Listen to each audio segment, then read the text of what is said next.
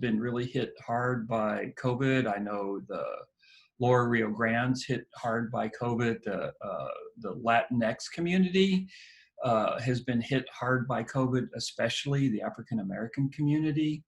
So I know for many of you that are watching this, you may have suffered losses in your family. You may have gotten ill yourself. My prayers go out to you. We will get through this, but right now we're not through it yet. And it's a very odd time that we live in. So I just wanted to send out my best to all of you. Now, the first thing I want to say is that this course originally was supposed to be a hybrid course. What we were going to do when I signed up for it last spring, it was going to be what I typically do, which is I would meet on Tuesday in class with you, and then you all would, there'd be an online component on Thursdays. Well, I've gone to completely online now. I think basically like 95% of UTSA is online. It's kind of the standard at UTSA now. I think it makes a lot of sense for UTSA given where we are, our students. And I think for a lot of you all, online works pretty well. I know many of our students work probably upwards to 70%. Some of you have families. And so the online platform is not such a bad thing in terms of learning for UTSA students. And I think this is especially true of a survey course. This course is 160, so if you're watching this, there's 159 other students, at least as of today. I'm recording this on the Saturday before classes. And those big survey courses, sometimes they can be kind of impersonal. There's just so many people in them. Sometimes you get to know other students, but others you don't. So I think in a survey course like Texas history, I think it really works very well online. And I think in terms of learning, you'll be up to par to the learning that you would have if it was a hybrid course. I'm very confident about that.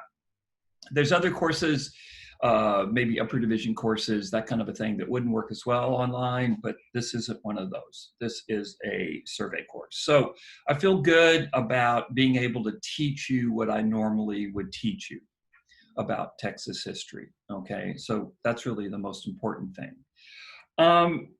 The second thing I want to get across is that you're only going to study Texas history in this course up until about 1900 and maybe a little bit before. I spent a lot of time on the Spanish era of Texas history, which is often not talked about, which is fascinating. It's the Spanish era of Texas history when Texas was owned by Spain that really makes Texas, Texas. This is where we get the Spanish language, the introduction of the Spanish language. This is where we get the introduction of the Roman Catholic Church in Texas. This is where we get the vaqueros, i.e. the cowboys. That comes from the Spanish period as well. Every major river in Texas has a Spanish name except for the Red River. So the Spanish period in Texas, which ended in 1821, left a profound mark on Texas.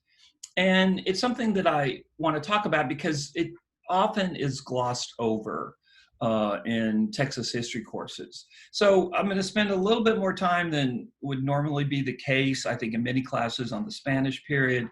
Then I'm going to talk a lot about the Texas Revolution, the Alamo, the Battle of the Alamo, because there's so much myth around that. And it's actually kind of interesting historically.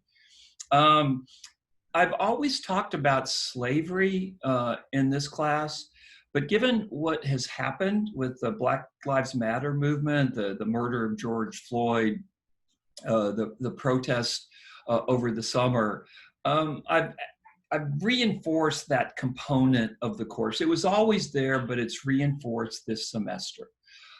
You'll be reading some primary sources about slavery in Texas, and you'll also be reading a book by a white descendant whose family owned slaves.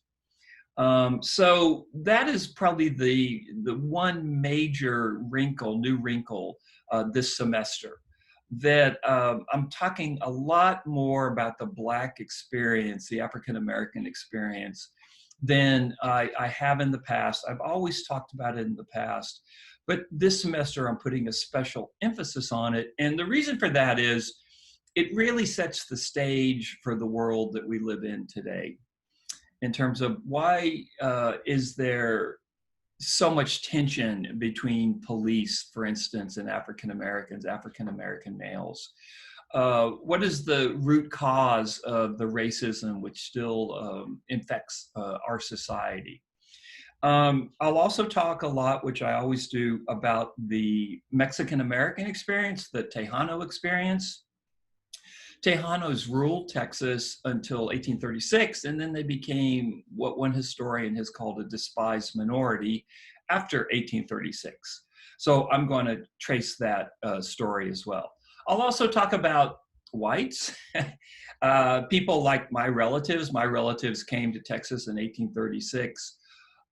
So in a calm and unhurried way, what I want to do in this course is I want to talk about the diversity of Texas, because I think that's kind of the hidden aspect of Texas, both in Texas history and in Texas today, how incredibly diverse Texas is. Especially if you're from Houston or Dallas, you know, before COVID, if you're ever walking around, you just know there's people from all over the world in those cities. And San Antonio was becoming more like that. I guess Austin's a little bit like that as well. But Texas is super diverse, and it's always been super diverse. And that's one of the things I want to talk about in the course. Finally, I'm going to talk about the Indian experience in Texas. Now, a lot of folks say Native Americans when they're talking about Indians, but it's actually okay to say Indian, because that's what Indians call themselves. So I'm not being un-PC by saying Indian. So another group that we're going to look at, which had incredible influence in Texas up until the 1880s, are Indian groups, especially the Comanche. The Comanche actually ruled West and Northwest Texas until they were driven out of Texas in the 1880s. So we're going to explore that as well.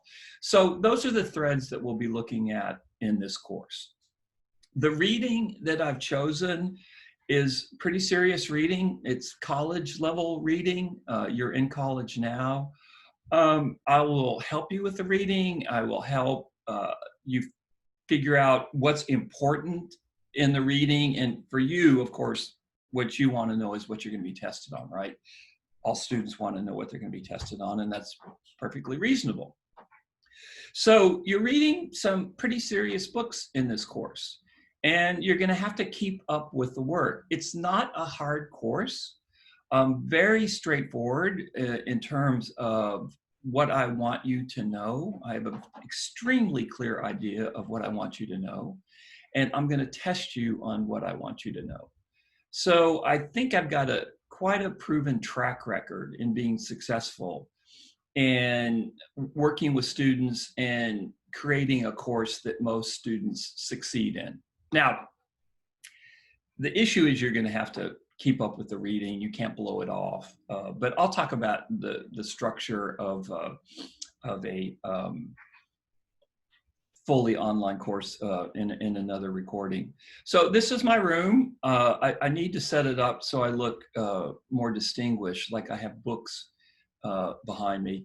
By the way, if you see that towel in my closet, that is from 1999. I was in New York City when the Spurs won their first championship in Madison Square Garden, and I got a ticket, and I actually got to see the Spurs. Those were the Avery Johnson days. Gosh, that was even before most of you were born. It's incredible how time goes by so fast. So that's the towel they handed out at Madison Square Garden. So I'm very proud of that. Felt very lucky to be in Madison Square Garden when the Spurs won the first of their 5 championships. So anyway, that aside, that's an intro to the course. And in the next group of videos, I'm going to talk about the syllabus. I'm going to go over the syllabus, the reading, how you're going to be graded, extra credit, and that kind of a thing. Okay, so this is just the beginning. This is just the greeting. For those of you all that put in the work, I think you're going to be really surprised how much you learn. You're going to come out at the other side of this course much more sophisticated about your understanding, not only of Texas, but about history yourself. And that's what college is supposed to be about. I think you're really going to be pleased with how much you learn in this course.